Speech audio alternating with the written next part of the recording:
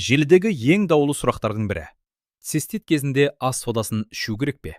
Біреулері бұл халықтық еннің керемет әдісі десе, басқалары денсаулыққа қауіпті, ішуге болмайды деп дабыл қағуда. Шындық қайда? Бүгін мен Мирас Ерланұлы бұл мәселеге нүкте қоямын. Мен сіздерге ас содасының ағзаға қалай әсер ететіні, оның ауырсынуды қалай басатыны, және ең бастысы, неге ас содасы циститті емдемейтіні туралы ғылыми тұрғыдан түсіндіріп беремін.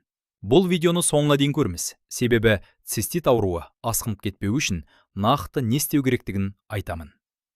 Қарапайым тілмен айтқанда, цистит бұл қуықтың ішкі қабығының қабынуы.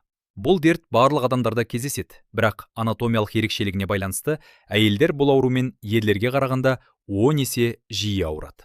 Статистикаға сүйенсек, әрбір екінші әйел өмірінде кемінде бір рет осы жағымсыз сезімді басынан өткереді.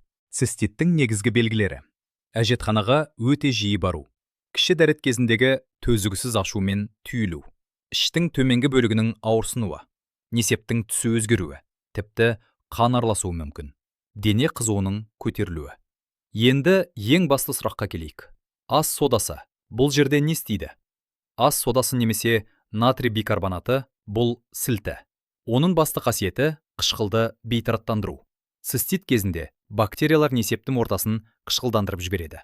Осы қышқыл несеп қабынып жара болып тұрған қуық қабырғасына тигенде сіз қатты ашу мен ауырсынуды сезінесіз. Шынымен де, ас содасы ертінсін ішкенде несептің қышқылдығы төмендеп, қышқыл сілтіленеді. Ауырсыну уақытша басылуы мүмкін. Бірақ мұнда үлкен қауіп жатыр. Ас содасы бактерияны өлтірмейді. Ол тек жансыздандырғыш сияқты симптомды жасырады. Бұл уақытта инфекция жоғары өрлеп, бүйрекке шабуыл жасауы мүмкін. Ас содасы дәрі емес, бірақ кейбір жағдайларда ол шынымен жағдайды жеңілдетуге септігін тигізеді. Сонымен соданы қашан қолдануға болады? Бірінші, циститтің алғашқы белгілері байқалғанда.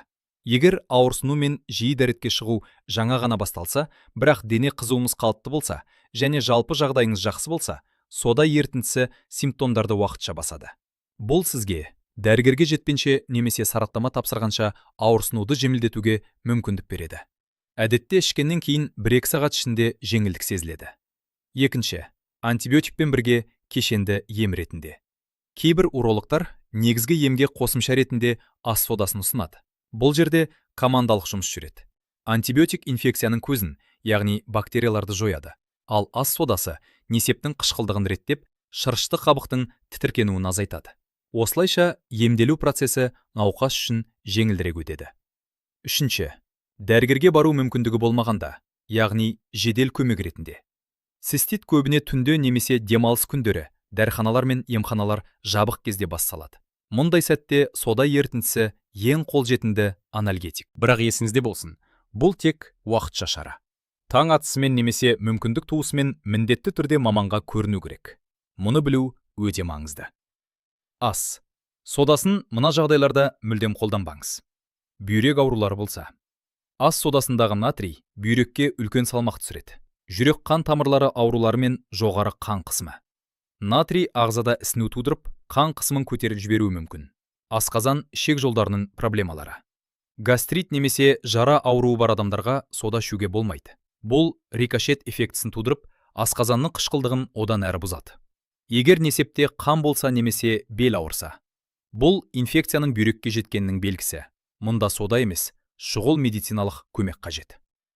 Егер сізде қарсы көрсетіндер болмаса және ас содасын уақытша жеңілдік үшін ішуді шешсеңіз, мына ережені қатаң сақтаңыз.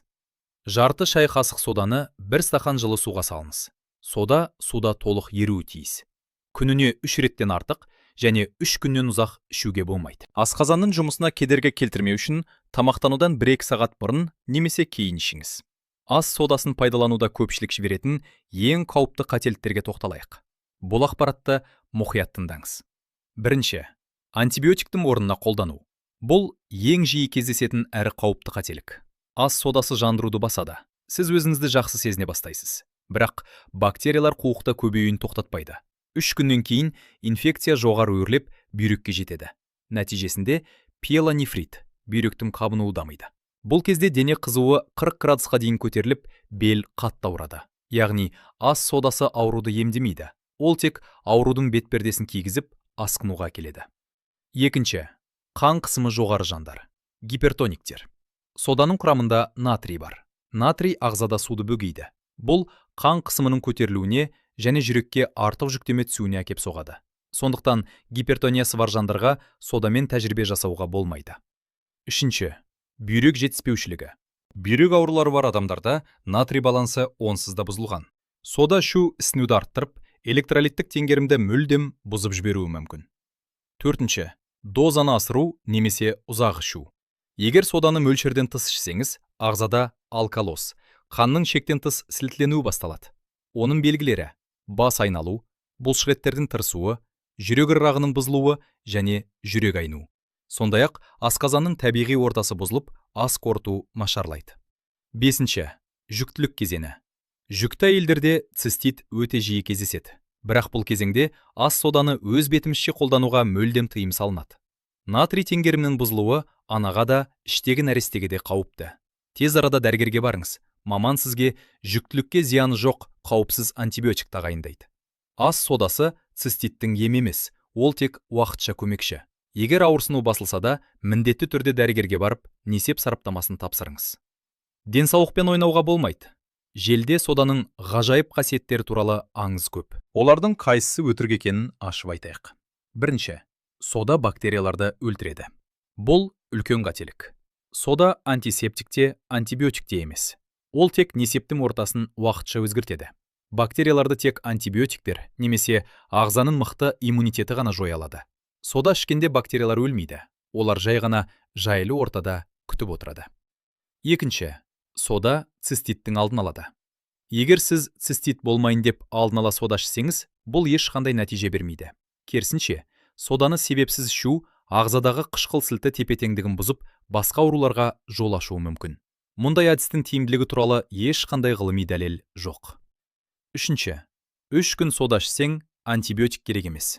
Бұл ең қауіпті миф. Жоғарыда айтқанымыздай, сода тек ауырсынуды жасырады. Сіз өзіңізді жақсы сезінген 3 күннің ішінде инфекция еш кедергісіз бүйрекке көтеріліп үлгереді. Бұл ем емес, бұл уақытты жоғалту. Төртінші, сода ішек флорасын жақсартады. Керісінше, біздің асқазанымыздағы қышқыл зиянды бактериялардан қорғайтын алғашқы тосқауыл. Соданы жиі ішу асқазан қышқылын бейтараптандырып, ас қорытуды нашарлатады. Бұл ішектегі пайдалы бактериялардың азаюына және дисбактериозға әкеп соғады. Цистит кезінде дүрсем жоспары. Бірінші қадам. Көп су ішіңіз. Цистит кезінде күнде 2-3 литр таза су ішіңіз. Несеп жиілейді. Бірақ бұл жақсы. Су бактерияларды механикалық жолмен шайып шығарады. Несептің концентрациясы азаяды, жандыру азырақ болады. Бұл дәлелденген. Барлық урологиялық нұсқаулықта бар бірінші ұсыныс. Екінші қадам. Дәрігерге барыңыз. Цистит бактериялық инфекция. Дұрыс антибиотик тағайындау үшін несеп анализі жасалады. Бактерия анықталады. Оған сезімтал антибиотик таңдалады. Бұл процесс 1-2 күн. Кейбір жағдайда бір дозалық антибиотик жеткілікті. Өзіңіз антибиотик таңдамаңыз, резистенттілік дамиды. Үшінші қадам. Жылу. Төменгі ішке жылы грелка. Бұлшықет спазмын азайтады. Ауырсынуды басады. Бірақ температура болса, жылыту тыйым салынады. Жылу инфекцияны тездетеді. Төртінші қадам. Тамақтану. Цистит кезінде тастаңыз. Алкоголь. Несеп жолын тітіркендіреді. Ащы, тұзды тағам қышқылдықты арттырады. Кофе. Несеп жолына тітіркендіргіш. Ішіңіз. Кренбери шырыны немесе морс. Зерттеулер бойынша E. coli бактериясының несеп жолына жабысуын тежейді. Бірақ емдемейді. Тек алдын алады. Бесінші қадам. Жеңілдету үшін. Ас сода уақытша жеңілдету үшін ғана. Жарты шай қасық 1 стақан жылы суға күнде 3 реттен артық емес. Антибиотикпен бірге қосымша ретінде ішуге болады. Температура 38 градустан жоғары болса, инфекция жоғары шыққан болуы мүмкін. Арқа немесе бел аймағы ауырса, бүйрек зақымдануы мүмкін. Несепте қан болса, гематурия. Симптомдар 2 күннен артық сода ішіп те азаймаса. Жүктілік кезінде дереу. Ер адамдарда цистит болса, ерлерде цистит сирек, сондықтан урологиялық тексеру міндетті. Циститті алдын алу жолдарының бірі. Жыныстық қатынастан кейін несеп шығару бактерияларды механикалық жолмен шығарады. Күнде 2 литрден кем ішпеңіз. Синтетикалық іш киімнен аулақ болыңыз. Ылғалды ортан сүйет бактериялар. Суықтан сақтаныңыз. Аяқ пен бел суыса, иммунитет төмендейді. Созылмалы цистит болса, себебін іздеңіз. Гормоналдық өзгеріс, менопауза, анатомиялық ерекшелік. Цистит кезінде ас сода пайдалы ма, зиянды ма? Жауабы: екеуі де жағдайға байланысты. Ас сода уақытша жандыруды азайтады. Бұл шын, бірақ инфекцияны емдемейді. Бұл да шын. Дұрыс тәсіл: ас содасы антибиотик орнына емес, қосымша ретінде. Жоғары қан қысымы, бүйрек ауруы, жүктілік кезінде сода ұсынылмайды. Ең маңызды ереже: цистит симптомдар болса, соданы уақытша ем ретінде пайдаланыңыз, бірақ дереу дәрігерге барыңыз. Жеңілдет деп антибиотиктен бас тартпаңыз, бүйрекке дейін жеткізбеңіз. Дәрігер мирас каналына жазылыңыз. Бұл видео пайдалы болса, жақыныңызға жіберіңіз. Сау болыңыздар.